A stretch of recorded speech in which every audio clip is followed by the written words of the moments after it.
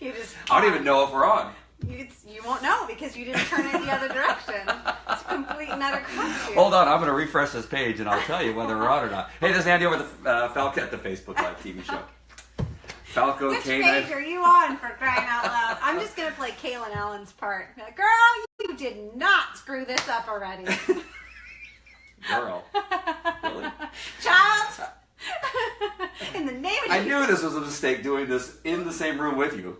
Hey, again, this is Andy over at Falco Canine Academy. I am here with the fantastic Cameron Thompson. How are you? Hello, fabulous. I really am fantastic. It's been a very full day of content creation, but I'm excited. We're going to talk about that in just a couple minutes because people need to know what it is you're doing. I'm just going to refresh this page one more time just to make sure we are live, but my head's being cut off. Hold on, is there a lower? Is there? Hit the lever. Where's the lever? Hold on. I could sit on a phone book. Where's the lever? I don't know. They might not give you one. Oh, We didn't get to order. I was looking for a room in your chair, but there's not. Let me just No. sit a little bit lower. I'll here. just sit taller and you slouch. Here we go. And they get what they get. You get what you get. You don't throw a fit. There, we sit a little bit lower. There so we go. We can see ourselves. Okay. So, Cam, first of all, before we get into... This is our satellite office. I am in rainy San Diego. You know what? I cannot have my head cut off. No, You fix know it. that. What kind of production are you running here? Well, not a very good one. You do have my super mega cheap. I was gonna say treadmill because in my company there's an inside joke around the fact that we refer to tripods as treadmills. So anyway, I was gonna say, do you have my super cheap treadmill, my Craigslist freebie treadmill? But my tripod is what I was referring to, and it's not like he's not working with the best of equipment, so we can't fault him too badly. All right, let's hope that people are still watching. Okay, so first of all, Cameron, tell us what you are doing right now. I have witnessed you performing a couple interviews with quite a number of dog professionals. Yeah, it's amazing. Healthcare people, dog trainers, veterinarian. I think you were talking to earlier. I think, but what is it you're preparing for? What do you got coming up? So I am working on Unleash Your Dog's Best, which is our second round of Telesummit, a virtual interview series. And what that means is that I collect all kinds of experts like yourself who are able to speak on a similar topic, but also contribute really unique conversation that brings their backstory, their personal experience, their mission and vision, what it is they're working on uniquely to them. And it shares free interviews with our listening audience. And so this series is something that you sign up for. It goes into your email inbox every day for 2 weeks straight. You're essentially getting a free master class in how to create the best relationship with your dog, how to get rid of behaviors you don't like, how to understand your dog, how to understand their motivation. And ultimately, the thing that I love to talk about the most that comes up in each of these conversations is where that correlates to the whole of your life and how learning a healthier process around creating a great relationship with your dog can actually open up all these other areas of your life as a business owner, as an employee or a manager, as a married person, as a parent. It's pretty phenomenal, the crossover in principles and process. So I just finished a marathon day of recording interviews. There are over 21 experts for the summit. So as you can imagine, when you start to break that down into an entire hour per person, it's a lot of talking. Mm-hmm. It's a lot of creatively figuring out how to dig deeper with each of them and kind of extract something unique each time we get to converse. But it's also just incredibly rewarding and fulfilling for me. I get super excited after these interviews and I make my own notebook full of notes from these conversations that are nuggets of wisdom that I get to carry with me, pieces of information that I'll put into the emails that I send out to the listening audience when the event is live, that I think are pertinent little pieces of yummy goodness, insight, and wisdom. And I get to make friends. I get to make friends that I get to do other things with, which is exactly why we're sitting here today, because we start talking about come and chat on my, on my summit series, and then it's like, well, wait a minute, maybe we should have a live stream show or a podcast, or we should put on an event, and it's extremely fulfilling. It's also like herding cats. Yes. It's a lot of work. It's a lot of work. One of the things I think you get from it, though, from just sitting here listening to you do a couple of these interviews, is that you can actually get what would be essentially $10,000 training that you would have to pay to get all the information you're getting, because you are visiting with some of the best dog trainers in the world. Yeah, we are. The panels last year, this year, the panels are, amazingly valuable people to add to your community of education and insight, inspiration. Some of our listeners are really, they've lost a lot of hope. They're really in a dire place. And to be able to bring them to a conversation with somebody who's been there and who's now doing really amazing things is pretty damn powerful. And so it really is an incredible opportunity to get free access to the best in the biz and people who have invested in themselves 10 times over, who've really been around the block, literally and figuratively. They can tell you what not to do and what to do. And I know firsthand the results. Last year, our summit panel ended up meaning that certain dogs were not euthanized. Their lives were saved, literally, because owners felt empowered. They were inspired to actually start doing the work they needed to do to heal themselves, to help their dogs, to realize that the problem wasn't just this simple issue of the dog is broken, but that like my whole approach to life maybe needs to be adjusted. It's a powerful experience. So yeah, it's a lot of value. It's as if you have paid to have mentorship with some of the best in the biz, but we're not charging you a dime. We're giving it away because we just want you to know where to go to get deeper into the solutions that you're missing. The whole idea here is we're presenting you with these amazing insights. We're introducing you to some of these incredible people that you may not have heard of, but that are actually really like top of their field in what they're doing. And then your job now is to dig in and invest in where you need those resources on a deeper level, right? So the people who got in trouble with me last year in my Facebook group were the people who listened to the summit, got really excited about it, and then started asking, how do I fix my shit? That's the people that got in trouble with me, because I was like, wait a minute, I just gave y'all 22 people to tell you how to fix your shit.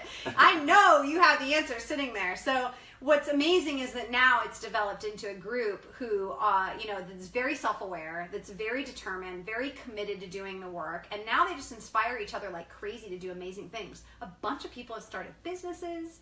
They have reached crazy, amazing goals in their personal lives in terms of, developing themselves as athletes and entrepreneurs and, in rescue-related, investments. Some of these people have created pack walks and different things that have helped their communities like you can't imagine. So we're really about, leadership. The event is about really inspiring people to want to go herd more cats like I do, and you're not excited about this at all, are you? No, not at all. Just a minute ago, you're like, oh, I'm all done, and I'm not gonna. And now all of a sudden, you're back up again. And then you get me talking about it, and I really am living in my bliss. That's kind of the reality. Like I'm really living in my bliss right now when I get to do this stuff. It's cool. So when again do we start looking for this, and how do we? So the event is going to be happening live February 27th. It launches, but our promotional period will start on February 6th. Okay. So we will have your opt-in page, the place you go and sign up and say, give me all the goodness. We will have that done for you by February 6th. So right now it's just about creating a little urgency and getting people excited. Awesome. Yeah. And we'll put that on the Falco Canine Academy page. I appreciate that. But let's get to our, what I want to talk about. The topic of your show. I brought this up to Cam a couple days ago, and I keep looking at our camera. I'm going to share. I'm going to network. And it has to do with a couple posts I've seen recently. One in particular, where somebody posted in a private group. I would show you the post, except for since it's in the private group, I feel like I'd be violating some rule by making it public. But the person put on the posting a couple pictures of their family member who was bit by a dog, a 7-month-old puppy. The story was that the dog had taken his coat and ran into the backyard. He went into the backyard. Upon trying to retrieve that coat, during that process, the dog had bit him. And so she posted the picture showing the bite marks on his arm and that kind of stuff. And it was a German Shepherd, a Shiloh Shepherd is what she posted in there. And the comments start to come in. I mostly get entertained by comments and posts on Facebook, to many people's chagrin. I find it quite interesting and you have way more tolerance than I do. That's for sure. It's amazing. Quite entertaining. However, I really began to watch these posts, and just so you can probably imagine what some of the comments were. One of them was euthanize that dog immediately. One of them was that dog needs a pinch collar. Another one was electronic collar is really what this dog needs. Put a muzzle on that dog. Other people are saying, never euthanize that dog. Go, you need to do this and that and the other thing. And all these comments were so bizarre. The most bizarre being one that that dog needs to be taken to a police department right away because that actually is a police dog, not a pet dog. And I'm going, who? And these are coming from, when I look at the names on there, people in the pet dog training profession. Many of them, because this is a private group of, many of them are pet dog professionals. And that I found even more shocking. That, they're taking these hard stances, making these firm decisions, that the problem is that people will take action, right? Yeah. They'll read this post and they'll say, oh my God, I'm in trouble, I need to kill this dog. Or, I'm never going to kill this dog, or euthanize this dog because it just needs to live. And both those are wrong based on the little information we had. We had a picture of a guy that got bit. We had a story of the man chasing the dog in the backyard because he had stolen his coat. Yeah, I was gonna say something about a coat. We don't know how familiar the dog is with this human being. We don't know how familiar this dog is with his environment. We don't know the history of the dog's training and conditioning, and there's so many factors left out. And people are amazingly quick to jump to conclusions about how this is just a disastrous situation that is not irrevocable behavior issue or something that's come up. The extremes from the right to the left, right? Yeah. I mean, just way back and forth. And the truth is that we don't know what happened, right? Yeah. The truth is, perhaps this is a dangerous dog, right? And to tell somebody you would be a murderer if you killed this dog, what if this dog is truly a dangerous dog? There are dangerous dogs out there. I'm telling you, I have seen some dangerous dogs out there that I have put through my training, that we've tried to rescue, that we've tried to save, and they have a little problem with their brain. On the other end, there are people to euthanize this dog immediately. We don't even know what happened. Yeah. Did this dog get trapped in a corner? Did he kick the dog before taking his jacket because he was pissed, which I have seen, and I'm not saying that didn't happen, or it's a possibility of something can happen. But I think I wanted to bring this to your attention because I see it in a lot of areas, not just in dog training. Right. That people say, I'm sick. Well, you need to get to a doctor because you're dying. Yeah. Right? It's cancer. It's cancer. Have you seen this in your dog training world? This jump to conclusions thing, this phenomenon that happens, especially now with social media. Do you find a concern with that kind of thing? I definitely do. And first of all, I can't help it, but every time I hear her say jump to conclusions, I think Office Space. So let's just get that out of the way for all my people that can follow me there. But I see this as a process issue, right? And so much like just today in these interviews for what you were standing by for in order for us to do this, and hearing some of the interviews, so much of what I like to lead to is talking about how can we have a healthier process in our lives as a whole. And what I mean by that is how we approach everything, how we approach every problem, every goal, every conflict that we experience. Reflects what our process is. If we have a process of looking for quick fixes, the easy way out, shortcuts, getting out of pain, avoiding conflict, we're going to come up against certain very reliable and, impactful consequences, right? So we're going to potentially miss out on a lot of the growth and development that's available to us when that's our modus operandi, when we avoid having any pressure or feeling any strain or stress. And there can be many different directions that a process can go. But to me, it's like this really just comes back to that. If you don't have a process of being inquisitive, being curious, being open-minded, being empathetic, you're going to be in these sort of, keyboard wars, right? And potentially jump to a conclusion about somebody or their situation that could be really dangerous or detrimental to them. And I feel like when we talked about this in our evaluations podcast, there's kind of a connection here as far as this situation for that poster is a crisis of their life. It's the most important thing happening to them right now, right? And so Andy gets into this, if you guys haven't seen it, in the Train the Trainers podcast that was recently published. And having some empathy for that person, like the last thing you probably want to do is start berating them and telling them they're a horrible person would be step one, right. I think. And then also just that understanding and self-awareness of when you didn't know everything, right? There might have been a time when you or I didn't know everything. And we had to like actually eat a little humble pie and be curious about, the things that we had yet to learn. And I feel like that's my process these days more so. When I see something like that is, ooh, cripes, you know, like what might else be going on here that's influenced this dynamic? And people don't set out to create a dangerous situation. It isn't their intention generally. So having some empathy, I think, for, you know, the individuals in this dynamic is really important, but it reflects your process, whether that's where you're at up here and what you've been going through in here, right? So it just tells you a lot about people. And unfortunately, people tend to cluster in those online spaces, you know, and the folks that feel empowered behind that screen. Just because the empowerment, the opportunity that they may see that I'm going to come out of this and show somebody how much I know. Right. When in fact you show people how much you don't know. How little, exactly. And it's such a huge I'm going to see if I can find the comments here because I feel like we have some action. Yeah, I'll get it. I got you. Let's see here. Oh, somebody is commenting that we're sitting together in the same space. We are! I know. It's very exciting. Yeah. Hey, Allie. We are. Yep. I found him. He found me. He found me. We almost fit this in at lunch. Can you believe that? Allie's my assistant. Yeah. So she knows that, you know, that would have been damn near impossible, but pretty impressive had we managed to do that. I took a nap. Hey, Heather. Good to see you, Heather. Yeah, this is really fun. I mean, we talk about this a lot recently in recording podcasts and having Andy do an interview on the summit, and you know, it's like we should do this in person one of these days when we're not trying to do the technology thing on the back end. We're still doing the technology thing. It's like your head's cut off and I look tiny. Whatever.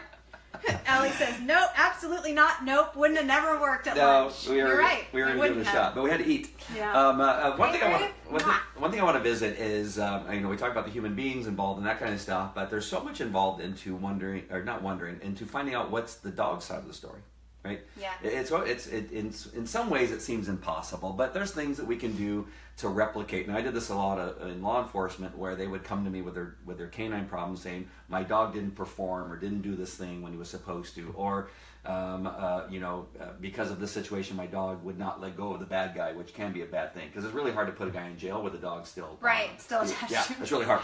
And so I would find myself having to do my best to replicate the situation. Now it's almost impossible because the excitement level of the humans involved is not there, but trying to figure out, by putting the dog in that same situation, how it is that he reacted. And so these things are not done, obviously, on a Facebook posting, right? We can't sit there. All we're looking at is the end result.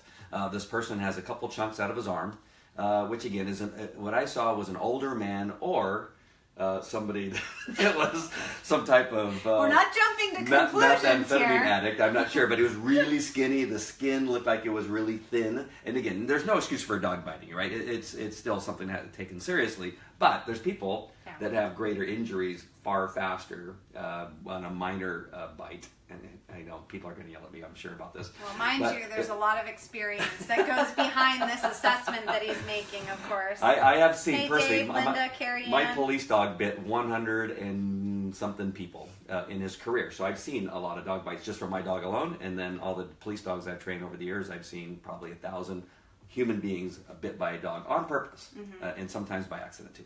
And so I know what they look like and what is involved. This would look like a defensive bite to me. It drew the skin in. When a dog bites, it'll often grab the skin and pull it in, and it'll give it this kind of round look, as opposed to a full canine bite, which is on the arm, which gives you the punctures of the teeth. So when you see that kind of injury, it's usually a defensive bite is with the front teeth. The dog's not fully committed. They just want you to go away. And so there's a little bit of that bite that I can see that looks like the dog was just saying, you know, I don't trust you, I'm afraid of you, and it was a little bit of a defensive bite. Now, again, I wasn't there. Right. Just all based speculation on based on my experience. So that tells me I need to find out why possibly this dog felt a little bit defensive, a little bit fearful, and that kind of stuff. And so what I would do is I'd probably take this pup and put it into a corner and kind of stand over it a little bit with an aggressive type of posture and see if that's one of the things. There's so many things that need to be looked at, again, from the dog's perspective and trying to put it there. A 7-month-old puppy biting and causing that kind of injury is serious. it is something that we need to look at. But to say that we're going to euthanize this dog or the dog should be euthanized is not something that I'm going to put. Did you get into the specifics of where the platform was that this question came from or this comment was, that what type of dog we're dealing with? I don't remember if at the top of this specific broadcast we talked about this is German Shepherd puppy, right? Yeah, a Shiloh. They posted a Shiloh Shepherd, which is a German Shepherd type of thing. With all the hair that I love so much. Yes, you love the hair. Yes. Yeah, so, I mean, again, so many things are just, so I think in some ways I'm speaking to the dog professionals and maybe even the people that really think they're into the dog thing, right? Mm-hmm. There's some people that just are into dogs, and yet now they feel because they have a little bit of knowledge based on their dog that they've trained that they want to go in and jump in and suggest something. Mm-hmm. I think I think empathy, like, oh gosh, I'm sorry that happened to you type of responses, to give them some direction as to where to go to seek professional help with their dog is quite possibly one of the best responses to something like this. Mm-hmm. Any thoughts on that? On what maybe when you see somebody that has this kind of trouble with their dog, is there anything other than that you can think of? You know, this is really funny in terms of bringing me into a conversation like this because my initial response is don't get involved unless I'm asked, right? Yeah. If you're not asking me, then I'm not going to step up and start to meddle with the conversation, which I actually happen to think is a really good rule of thumb. But also, you know, asking questions, there's a psychology behind being able to influence somebody in that circumstance, right? Mm. And so the alternate option, if you really feel a calling on your heart to try to bring some, logic into this dynamic and to make a difference, you've got to understand the human psychology of the process. And being able to influence this person takes understanding certain behavioral components and actually being willing to kind of circumvent the direct feedback or advice that you might want to initially give as a professional or as somebody with experience, even if you're just, a really well-educated hobbyist. Like, you have to realize if you aren't close to that individual and they didn't specifically come to you and ask you for advice, that there's a careful balance here of like working with the psychology of behavior and influence in order to get some value instilled there that will help them out and lead them to making the right choice going forward or whatever you think is the right choice. So for me, it's typically going to be not my circus, not my monkeys, first and foremost. And really like having boundaries around what is a good use of my time, right? And I don't typically get involved in this stuff at all. But if I really feel that it's a safety issue for kids, I mean, let's say it touches on a topic where I'm like, I can't, Sherry Lucas went through this recently. Sherry saw somebody abusing a dog online with marijuana and was like, couldn't help herself. And I understand that, right? Some of these things just, they hit you in a spot and you're like, hell no, I'm not going to sit back and watch that go down. So if it were a dynamic where there were some sort of ethical issue where I felt like there was a safety concern that I just can't help myself, I'm still going to apply as much as possible that insight into the psychological aspect of how can I influence this person and get them to give a shit about what I have to say. Am I allowed to swear on this page? You are three times. I'm counting. How can I get them to care about what I have to say? And not just have it be an empty threat or insight that I'm sharing, and they write me off as unimportant. It's not a good use of my time, right? Yeah. So I don't know if that's helpful, but that's my approach. Typically, is going to be there's a whole lot going on in here. Maybe I'll direct message that individual actually and take it off the page. That's a good one. Yeah. Phew. That was a good one. I was afraid I was going to bring something good here. No, I mean, direct message that person and go the extra mile. If you're really that concerned about it, you'll know. It's a true test, I think, of where you're coming from if you're willing to direct message them and literally step up and represent yourself versus be just like everyone else in commenting in the background. That would be my challenge to people. It would be direct message. Take it off the page. I like that. Take it off the page. Take it off the page. I mean, sure, take it off the page. Because there's so many things that are wrong. Yes, Linda. Wrong with this. Some of the, like I said, putting a pinch collar was one of the solutions. Oh. Like, you're going to make there's a good chance you're going to make that problem worse, right? I mean, that may come into the mix, but that's not necessarily just perfectly going to solve it. Does that person, does the dog respect the information or the correction, the leadership? That could make things worse. When do you give the pinch correction? I mean, what you go, okay, you put it on, and then now what? How does that fix the problem that this dog found himself in, right? And when do you correct? I mean, none of that information is given.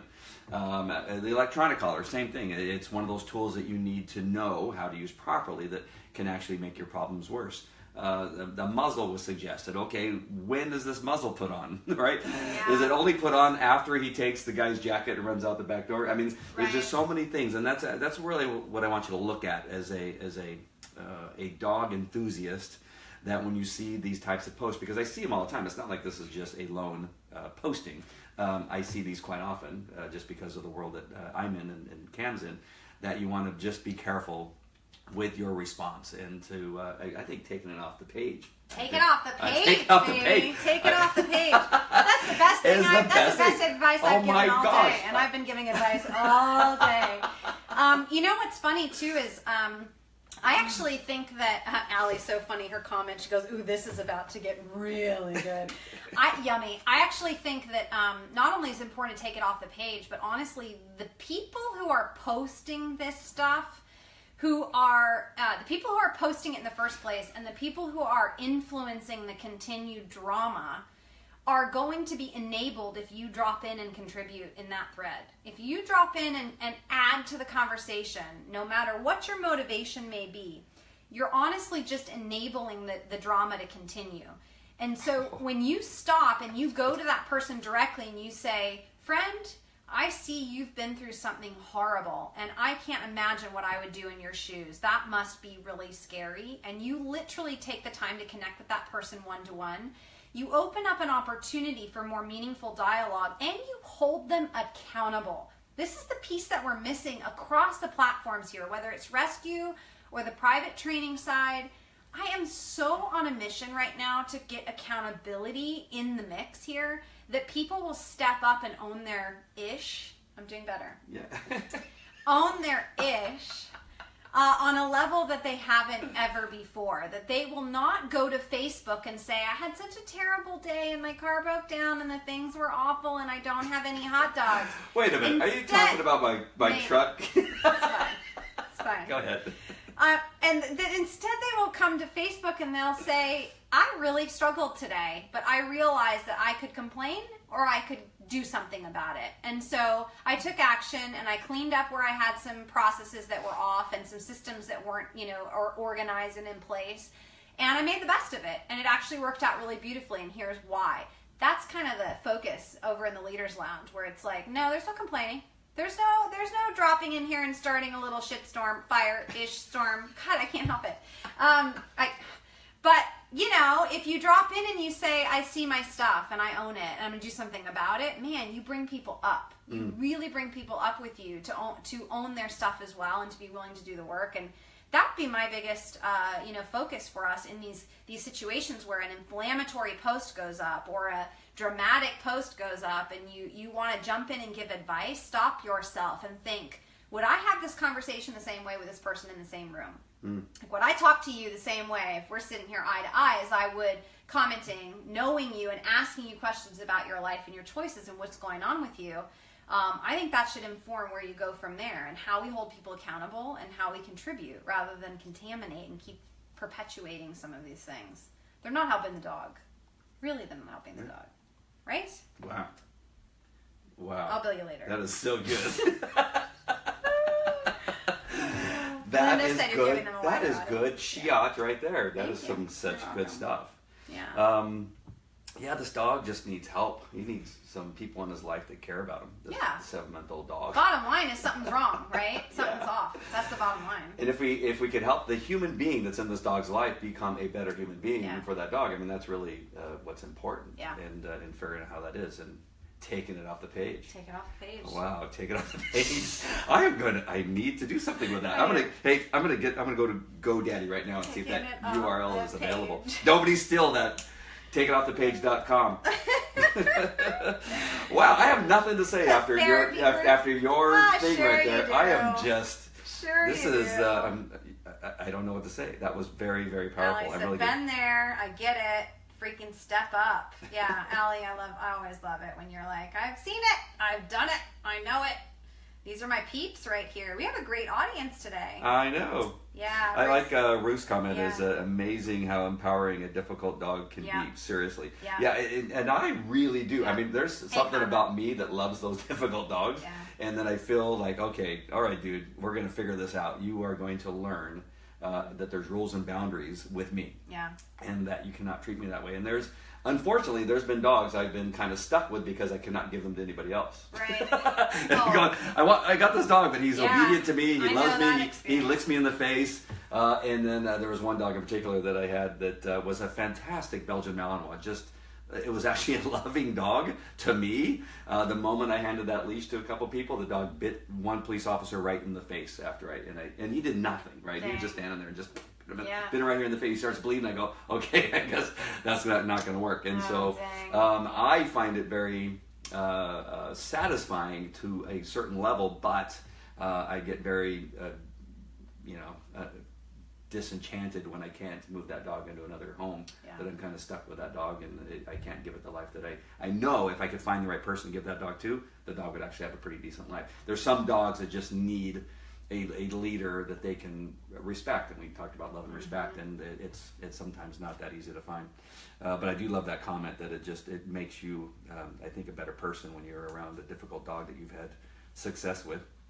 I mean, if we really dug in and really helped these people, like I said, by taking it off the page and being willing to go directly to them and have a conversation, that really was vulnerable and authentic. Then they have the opportunity to get the full scope of benefit from figuring out their puzzle, their situation with their dog, from moving through the trauma and the stress of that bad experience, and understanding that, again, from a process standpoint, stuff happens. It doesn't mean you disown your kid, or you get rid of your dog, or the whole point of life is to come to terms with how did I get here? What got me in this situation in the first place? What did I contribute to it? Did I miss the signs and symptoms, the feathers and bricks and Mack trucks? I just got off my interview with Jason Cohen, and he quoted his mom. He said his mom used to say, I've got to open it here because I don't want to screw it up. She used to say nudges, pushes, and punches. So my interview with Jason, you guys will hear it on the summit. I was like, I want to meet your mom. She sounds fantastic. And nudges, pushes, and punches will be the new feathers, bricks, and Mack trucks. But it just the opportunity for these individuals to really get the full benefit of moving through this experience, rather than just feeding them fear in their trauma, is exponentially increased when you separate yourself from that bandwagon mentality and that hive mind commentary that's going on. So I think we've just solved all the world's problems with taking it off the page and having people commit to direct messaging perfect strangers. That's awesome. And offering themselves more authentically. And a difficult dog could change your life. And I was typing in here to find, I can't remember Michelle's last name for some reason, it's escaping me.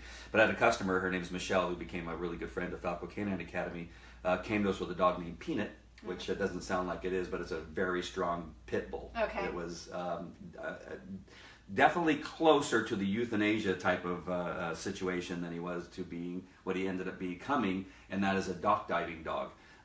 Through the training that we were able to do, and again, I hate to take any credit for anybody's success with a dog, because if they don't have the human's cooperation and if they don't follow through, nothing's going to change with a dog, right? And so Michelle took what it is that we taught her and worked with all this dog's challenges, and this dog literally could not be, it was a group obedience class, the dog could not be in the group to start off with because the dog was that aggressive towards other dogs, and quite frankly to other people. And then by the time we finished with that dog through the basic class and intermediate class, the dog became a dock diving champion, and would be at Pet Expo there in Orange County, diving off the dock, off leash, come out of the water, climb itself out of the water, down the stairs, past all the dogs and people that were standing by to go for their turn on the dock, and then go right back to Michelle. This is a dog that literally could not be around people or dogs when we started with this dog. Wow. And also the dog showed up on our show that we did with Cesar Millan called Love My Pitbull and became part of the show. And so, and what I saw from Michelle was it totally transformed her life. They were traveling, they were doing dog diving competitions, they were on our television show with us, and this dog really just transformed their life into just excitement and fun and smiles about what it is they were accomplished with this dog that really would not have lived with any other person. Yep, very easily. What do we got going on there on the chat? I was just noting some comments here. Francis, hello. Linda, Rachel O'Brien is on. She said, let's talk about being out of hot dogs. That is the worst. She's raising a puppy, a corgi puppy. Although freaking Rachel, he's got to be getting close to a year old. How old is Lando? Isn't he getting close to being not a puppy anymore? Kristen saying yes. Allie's difficult dog turned her life upside down. She wouldn't trade him for anything. He made so much out of her that she wouldn't have unlocked without him. And she's got a lot of support here for that. Yeah. Kana said, anybody want a life-changing difficult dog? I got a bunch here. Come and get it. I love her. So Kana is one of our local trainers, and she's super involved in rescue with multiple different organizations, mine included. She helps us out at Hope 2 Canine all the time. She's going to be actually at my free community class on Sunday, leading one of the small groups. We're breaking people down into small groups on Sunday. You should come out and help us one of these days, by the way. So Con is amazing. If you guys need more support or you want to connect with another great trainer, in our North County area, she's awesome and lovely. And right now she has one of our adoptable dogs, Zoe, a Labrador, in our program. She's just boarding over the weekend for us so that I could be here doing this for you, and our team can get a break. So Ruth, I'm not sure what we're taking the credit on. She said, please take the credit. Do you remember what she's referring to? I said I don't take the credit for success with people's dogs. Take the credit, Andy. No, listen, I train a lot of people that do nothing with the information I give them, right? And so if I have to take credit for the dog not improving, I have to take credit for the dog's improving, right? But it really is up to the people. I mean, I can only do so much, right? I can grab the leash and show them, which I do quite often for people that have difficulty. I take the dog and show them that the dog can sit, stay, come when they call it, and actually be a really nice dog. You hand the leash back to them, and the dog jumps on them and drags them down to the ground, right? It's but it's again, you really gotta give it to them, and if they don't do anything with it, then nothing's gonna change. I want to say hi to Martin, who just joined. I haven't seen Martin in a couple weeks. Martin, I see Martin at church. I wanted to ask you about this thing that you said earlier, and somebody commented about hot dogs. What is it if you run out of hot dogs, you don't have an obedient dog? With regard to training and conditioning and not having the leverage, perhaps, that's still required with the 1-year-old dog. I think this dog needs to come in for a little more intensive. No, he's in Washington State. They're in Spokampton. So yeah, we're going to throw that back to Rachel. We're going to ask Rachel, what did you mean by that? Because if you still need a whole lot of hot dogs, we need to bump you up out of kindergarten and into graduate school with this dog now that's 8 years old. I love her. She's family. Rachel's my people, so I can give her a hard time. He is pretty much the cutest corgi that ever lived, so he has that going for him. But yeah. She was referring to your fake complainy Facebook post. It was your comment, my truck's broken down, blah, blah, and I'm out of hot dogs. Oh, God. Oh. Thank God it was about me and not you. There we go. That's the answer. Yes. Let's talk about being out of hot dogs. I wasn't complaining. I remember that I said that. I was just... Look at what you make me give. I had a leaky tire, and I was just saying, hey, my plans did not involve I love getting my that you assume that this is about you when I never, ever said that at all. Ever at all. You said, you're complaining about, There was a moment when Andy posted on Facebook about his truck breaking down, and it seemed quite useless, really, on a certain level, but it's fine. We're over it now. It was more to get my logo and the my phone number for Falco Canine Academy just on the Facebook. In the stream again. Right. Yeah, you're smart. He's a con man, this one. And people that know me know that I'm not really necessarily a complainer. God, I like to talk about stuff and bring stuff up to get people. Yeah, I know. We talked about this. We worked it out. It's okay. We're good. Hey, while we're on it, should I come out of the closet? I shared something with you earlier. Should I come out of the closet with what I've done? Oh my God! I'm scared. I already don't remember. How do you not remember? This is a very significant thing I shared with you. I opened up something that I would not... And I was so present. For this. Go ahead and tell them. You really don't remember? I got a cat. I got a cat yesterday. I know. This is crazy. That's right. We did talk about this. Yes. His name is... We don't know. He doesn't have a name. His name is Kitty. Creamsicle. I'm thinking about calling him Ed or Sheeran. Or Ed Sheeran. I'm not sure because he's a orange reddish cat. He's a ginger cat. God. And so... No? Not Ed. Edward? It's perfect. Sheer. It's perfect. Except Rachel has a cat named Ed. And she might not allow you to take that name. Ed. Ed, yes, he adopted a cat, and it's a rescue cat. Right. And I love that as a rescue cat of maybe 7, 8 months old, 9 months old, he just put it in the house with a litter box and then left. Okay, to San Diego. I said, good luck, cat. I opened the computer so the cat could actually watch our Facebook Live. Speaking of process, it's a cat, right? It's a cat. You hope that it hasn't pissed on your stuff. Please. I sent my daughter. I have a 24-year-old daughter. I know I have Rachel's a lot of younger kids. Rachel's good with you using Ed. I sent my daughter over and said, "Hey, check on the cat. Make sure the cat's okay." The cat already went in the kitty litter. He's so smart. Kitty litter box. Is that what it's called? Kitty litter box. The dog used the kitty litter in the box apparently because I took it to the box and showed it the box like 3 times. They had a conversation. about it. It's like, see this box? That's your room. Anyway, I got a cat. So, it's fine. Thanks. Ruth. Most cats are self-sufficient. Right!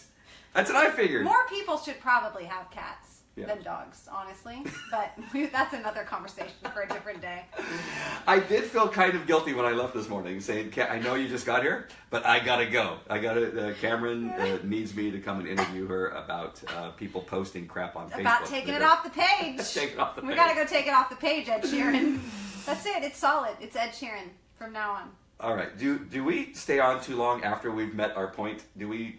I think we did a pretty good job. I think we put some really good truth bombs and nuggets and gave a lot of value today. And I have been going since 8 a.m. So I feel really accomplished today in the free information sharing realm. I feel really good about this. Does anybody have anything they want us to particularly tackle before we leave you?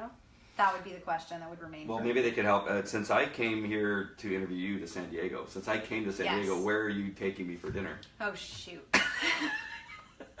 Wherever should you want to go. Wherever you want to go. Dream big, friend. Dream big. And you don't even have to pay for my valet. I will have to share that story in another date. But y'all are ridiculous, says Allie. Was that an opportunity or a distraction? Ed Sheeran, I believe, is who she's referring to. I guarantee it was a distraction. But he's going to rise to the occasion. He is. He's going to rise right up. Otherwise, he's going to never hear the end of it from us. Michelle, you say you never see me so good. Hey, listen. You're welcome. I bring out the best in everyone. I do best when I'm standing next to my co-host, and I've had other and you do add a little something to me. I don't want to put it down exactly this, but no. I mean, I totally I love the conversation. Yeah. I love the way you make me feel smart because you use really big words, and it makes me sound like I'm smart. No, I do. I feed off of people's energy, and when somebody like Molly Mahoney, who's a person I follow on Facebook Live, she does Facebook Lives, and we teach some of the same stuff.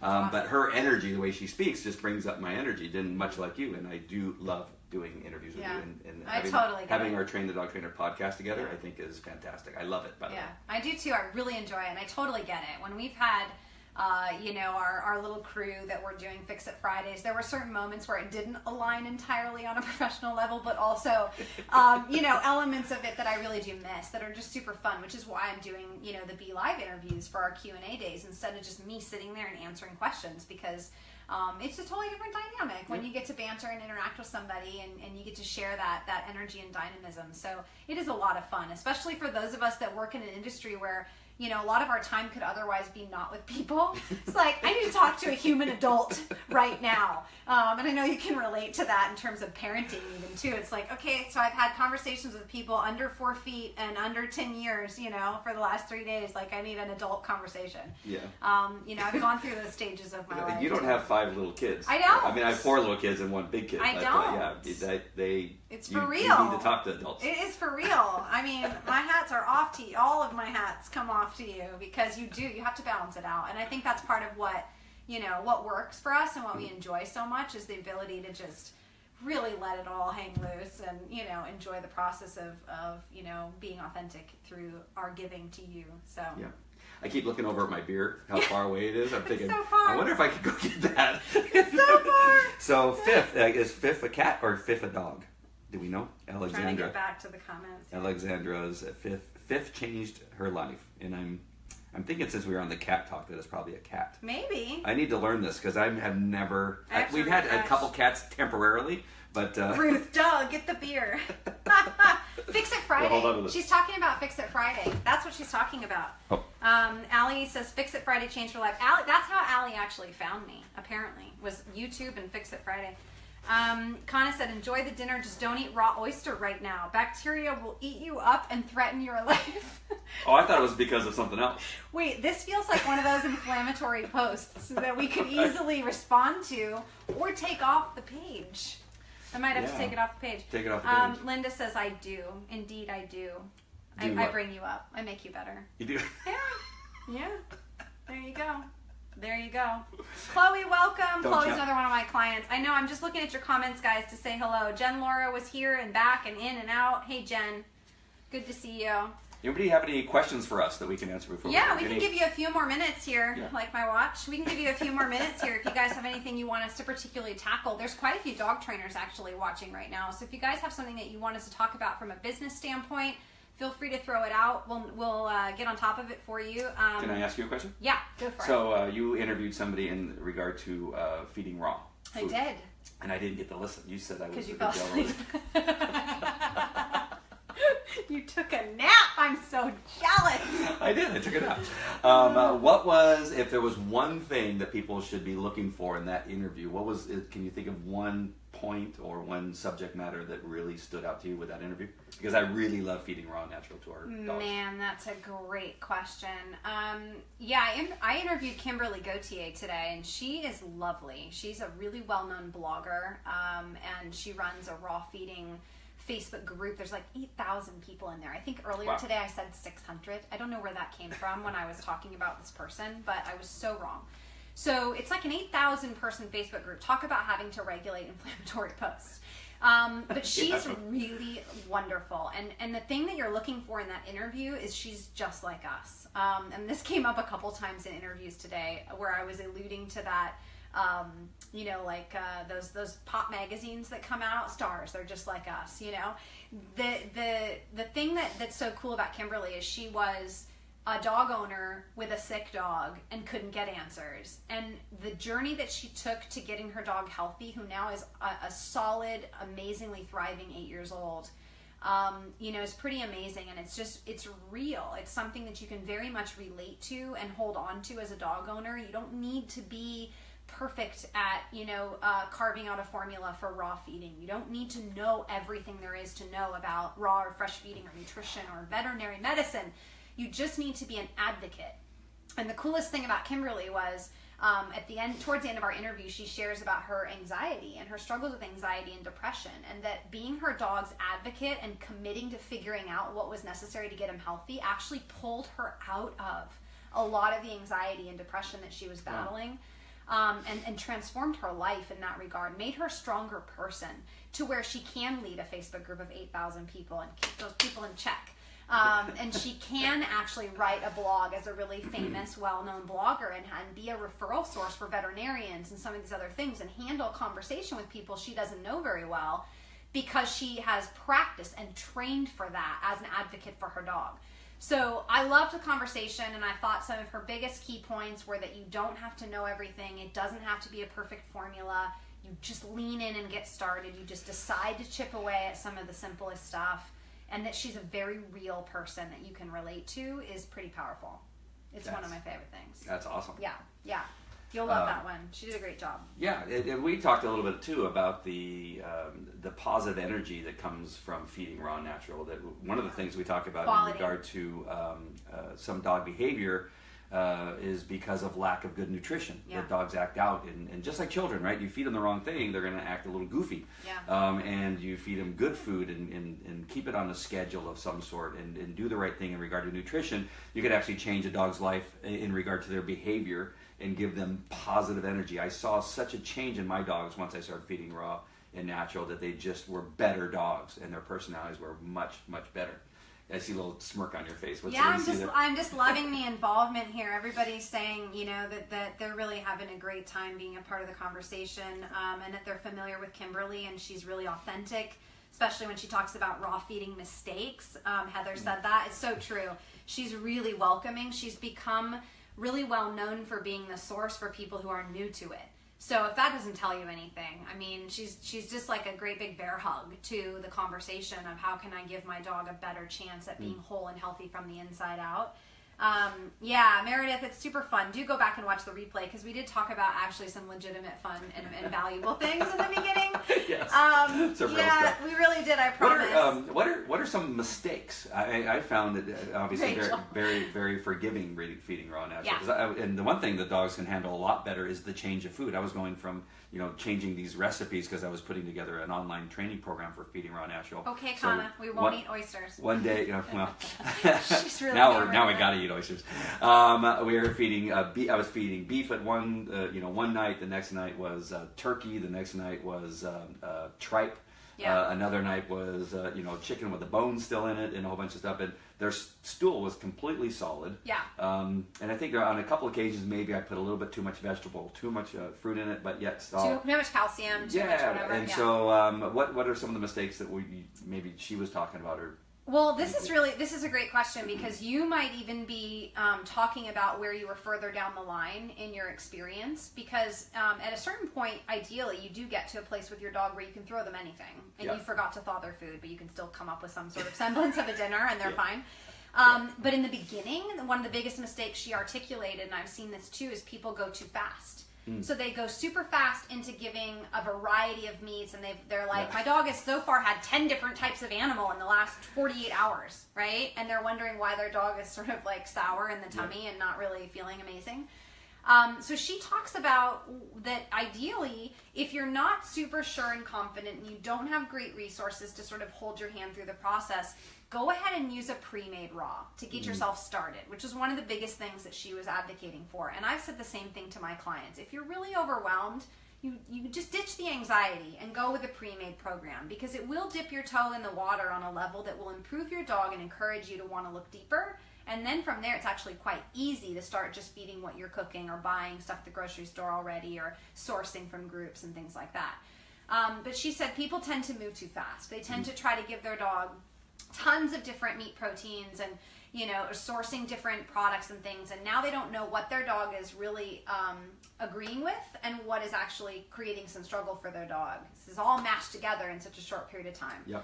So she said to take it easy, go slow, start with 1-2 proteins, give it 4, 5, 7 days, then try another one. Like, take your time. The other thing is, like you said, with raw feeding, we've learned to watch the dog's stool. It's like, that's the key to everything. That's what tells you everything. And believe it or not, people, this is true with human beings as well. A really good holistic practitioner, a doctor of Eastern medicine is going to ask you about that. Because it tells you a lot about what's going on with the gut, and that's your key right there, is what's going on with your dog's gut. So, if the stool is giving you indications that the dog is assimilating the majority of the nutrients, and there's very little output, and it's firm, and it's dry, and it doesn't smell, and they have no flatulence, like, boom, you're in good space. But if your dog has really soft stools, or they're mucousy and all these sorts of things are going on a regular basis, you have a problem. Your dog is not healthy. That is not sustainable. Your dog will not live long and feel fantastic with that being the consistent behavior dynamic of their body. So she said to just go slow and keep it simple really in the beginning, and that your dog's stool is really the key to interpreting what's working, what's not. You know, I tend to work with the more hardy dogs like German Shepherds, Labrador Retrievers. They're athletes, right? And that I've seen, at least in my experience, that they can handle that kind of thing. Yeah. Is there a difference between the smaller dogs or those designer dogs where we seem to find more intestinal tract issues that seem to be more common with those kinds of dogs? Oh, God, can they yes. handle raw diets and things the same as our dogs that just can eat just about anything? Yeah, you know, this is definitely important, you know, that raw or fresh feeding is not for everyone and every dog. There are definitely exceptions to the rule. I think that every dog can be helped by having fresh food, whether that's a high quality kibble with fresh food added to it because kibble is incomplete, or, you know, fully moving the direction of fresh or raw feeding. But I think the key is, again, process. Like, if we know we have a genetic background in a breed like Frenchies, Bulldogs, Boxers, where they're so prone to health issues, to me it's a no-brainer that the very first thing I'm going to do is move that dog onto the healthiest possible diet and start them out in life with the best chance at staving off those immune-related issues. And I was able to do that with Bosley, my boxer, for example. He's been the healthiest dog I've ever had. 8 weeks old, immediately to raw food. He grew stronger and healthier and has been far and away the strongest, healthiest puppy of the entire litter we've stayed in touch with. Actually, 3 of the puppies have passed away. They're only 5 years old. That was before they were 2 and 3 years old. So, you know, some of these things are irrespective of diet, obviously, but they're also heavily influenced by it. And the quality of time that we get, even if our dog pops up with certain things that are, you know, heart murmurs or, you know, other genetic components, breathing issues that they may struggle with, your chances of reducing the struggle and the level of, you know, discomfort that your dog may have to experience are drastically reduced when you get them on a really solid nutrition plan. So yes, there are exceptions to the rule. Absolutely. And people shouldn't feel guilty if they can't dial in a raw diet. But they shouldn't stop educating themselves about where kibble fails. That's what I think. Kibble is just not going to do it, guys. No. Not at all. No. Yeah. That was good. That was another good discussion. Woo! Gosh, I like this stuff. Damn, I think we did it. I don't like my camera angle, though. I know, you look like, you look seriously like a beast here. And I look like this tiny little nymph. Maybe you should be over here. I wish I could say it was all solid muscle. Because I eat a raw diet of oysters. Right, a raw diet of oysters. Connor's going to kill us. All right. I'm not going to eat oysters, Connor, don't worry. Really? Although I do love them. You've scared me enough tonight. I'm not doing it. All yeah, right. research, and educate. Rachel said that's what I tend to think. I feed raw, and in general, my dog is just way better than yours. I love it. Rachel, I love you, and your dog is fabulous. And it really does make a difference, guys, when you educate yourselves about how, you know, the commercial pet food industry works, what's really in that bag, and where it's lacking, because there are a lot of things that you can do to round out your dog's opportunity to have the best chance, even on a kibble-based you know, diet. But you can always improve. You can always go the extra mile, especially if you have one little dog. I'm always like, you have one little dog, you might as well buy the good stuff and really get them on a great program so you can have them for 20 years, you know? That's the real goal and desire of everybody, is you want your dog to live longer and feel better, right? And perform more optimally. So we can't ignore that nutritional piece. And that interview with Kimberly is going to be super fab. So I can't wait. I really wanted to listen to it today. Well, you blew it. Gave you access. Insider scoop. Oh my gosh. Anybody else on here? There's so many comments. I'm so sorry I can't keep up with them all. My people. They're great. Your peeps. Yeah. But our powers combined, we have a lovely little... Out of all these people that are on here, who do you like best? I definitely am going to get in trouble. Let's see. I'm trouble in 3, 2... Erin Nyans takes the cake. Erin's on here and she hasn't even commented. What? Erin, I love you. You're the best. Erin's on my board with Hope 2 Canine. Really? She makes me capable of continuing. Ruth said, "Be careful." Yeah, I know. It's everyone knows it's Allie, but I have to knock her down a few pegs, right, so that she doesn't get too full of herself. I have to pick someone else. Everyone knows it's Allie. Alex, my name. Hey, Michelle Headley, glad you joined us, and Trina, welcome. Glad that you came over. You have a lot of people love you. What the heck? I love them. They're wonderful. Are you kidding me? These are all people. Every single one of them I was over here for 10 minutes. I fell asleep. I'm telling you, these people right here represent the best of the best. If you are a replay viewer and you need community and you are struggling with not feeling like you have some genuine friendships with people who understand dog life, these are your people. Go into the comments and the posting on Falco Canine Academy and go friend some of these women. In particular, it's the women that are on the page right now, but I've got some fantastic men as well in the community that I can highly recommend you link arms with. These gals, they're kick-ass. They do the work. They dig in. They're massively powerful leaders, and they really understand the value of building each other up. I don't know what else to tell you. I mean, it's pretty cool. I get to just run around and do things like this, and they are cheerleading all the way. It's a magical thing. It's a magical thing. The dog world is heavy on women. Not heavy on women. I should not put those two words together. You want to try that again? There's a large population of women in the dog world. Why do you think that is? Why? I mean, there are some really good men dog trainers, but it really seems like when I've gone to the professional dog trainers, what is it? Yeah, PTSD. Is that what it's called? I don't know. The Professional Dog Trainers Association. That's what it's called, right? I've gone to their conferences in Philadelphia, King of Prussia, and there's thousands of people there. No, the Professional Dog Trainers Association. Okay. PTD. I don't know, but it's a big one. PTDA. Yeah, but it's always like 80% women, if not 90% women. If I go to the Pet Expo, when it comes to Super Zoo in Las Vegas, the trade show in Las Vegas, which I go every year.